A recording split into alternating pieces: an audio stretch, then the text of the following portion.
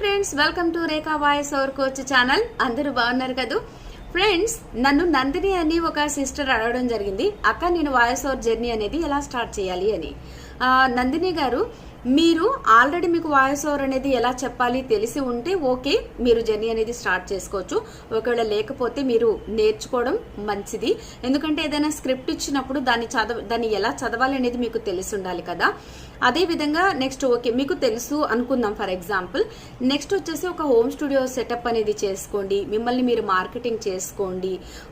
ఈ విధంగా మీరు మార్కెటింగ్ చేసుకోవడం వల్ల మీరు నందిని అనే ఒక పర్సన్ ఉందని నలుగురికి తెలియాలి కదా. అప్పుడే కదా మనకి ఎవరైనా కూడా ఆపర్చునిటీస్ ఇస్తారు.